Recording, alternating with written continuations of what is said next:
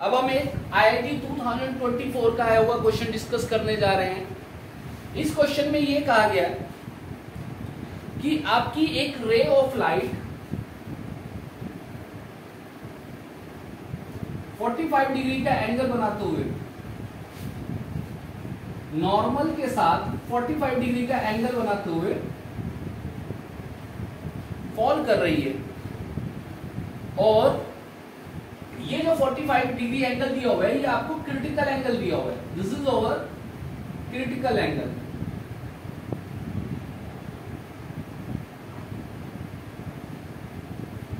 तो वो पूछता है अगर जो बेटे ये क्रिटिकल एंगल है तो हमारी जो रे ऑफ लाइट है वो यहां पर 90 डिग्री का एंगल बनाते हुए बाहर निकल जाएगी। तो वो पूछता है कि दोनों के रिफ्रैक्टिव इंडेक्स का रेशियो बताओ। तो बेटे according to Snell's law, this law states that n1 sin I is equal to होता है n2 sin R। अब बेटे यहां पर आपका एंगल कितना बन रहा है डेंसर मीडियम में 45 डिग्री। तो now you put I is equal to 45 degree. तो sin 45 is equal to n1 and this angle is 90 degree. This angle is 90 degree and this angle is called refracted angle.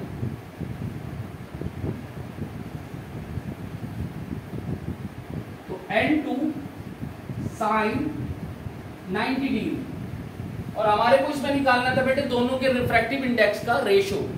The ratio of refractive index of denser medium to rare medium.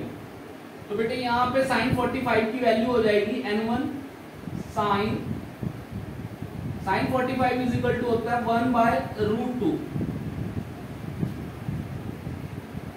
n2 and sin 90 is 1. Now the value of n1 by n2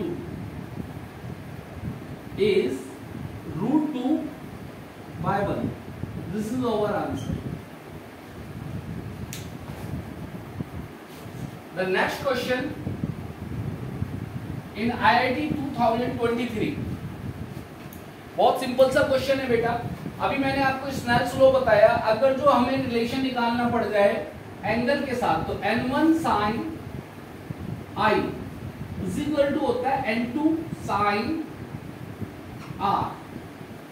in the same way अगर जो बेटे यही relation हमारे को बनाना पड़ जाए wavelength के terms में, तो ये रिलेशन बनता है आपका n1 λ1 is equal to n2 λ2, जहां पर n1 और n2 refractive index of the medium, I and R are the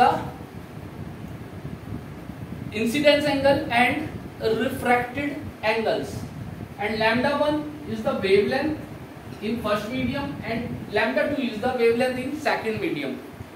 तो बेटे ये IIT 2023 का क्वेश्चन है। इसमें आपसे कहा गया है कि एक रे है जो 45 डिग्री पे इंसिडेंस कर रही है। Incidence angle is 45 degree. किसी मीडियम में रे ऑफ लाइट आपका 45 डिग्री का एंगल बना रही है, और जब ये बाहर निकल रही है दैट इज रेयर मीडियम, क्योंकि यहां पे एंगल आपका ज्यादा बना हुआ है। The angle is 30 degree. Sorry, this is denser medium. This is denser medium. तो denser medium में आपका एंगल छोटा बनेगा और रेयर मीडियम में आपका एंगल बड़ा बनेगा। तो this is rare medium and this is denser medium. अब वो पूछता है कि आपकी λ1 और λ2 में क्या रिलेशन है? What is the relation between λ1 and λ2? तो बेटे यहां पर अभी मैंने आपको बताया स्नेल्स लॉ अप्लाई करेंगे। This is your first equation. Now you put all these values. n1 is the refractive index for first medium, n2 is the refractive index for second medium. Now you put all these value n1 sin and this angle I incidence angle is 45. Now you put this sin 45 is equal to N2 R। दूसरे medium में जो angle बन रहा है वो बन रहा है आपका 30 डिग्री। तो this angle is sine 30। Next is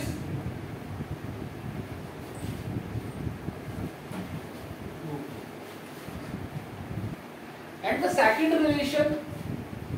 जो सेकंड रिलेशन है बेटा वेवलेंथ के लिए, that is n1 λ1 is equal to n2 λ2। This is our second equation. अब बेटा आप फर्स्ट और सेकंड इक्वेशन को डिवाइड कर दीजिए, तो you will get the answer. n1 से n1 कट जाएगा, n2 से n2 कट जाएगा, तो आपका रिलेशन आएगा sine 45 upon λ1 is equal to sine 30 upon λ2। Now you put the value of sin 45, that is 1 by root 2.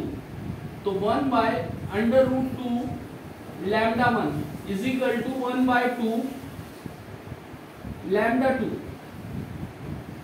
Now root 2 divide, it becomes root 2, तो 1 upon λ1 is equal to 1 upon under root 2 λ2। It means λ1 is equal to under root 2 λ2, and this is the answer। इसमें हमारे question में पूछा गया था कि wavelength के बीच में क्या रिलेशन होगा, तो λ1 is equal to under root 2 λ2। This is the right answer। Next question देखिए बेटे, IIT 2023 का क्वेश्चन है। इसमें कहा गया कि एक रे है जिसके लिए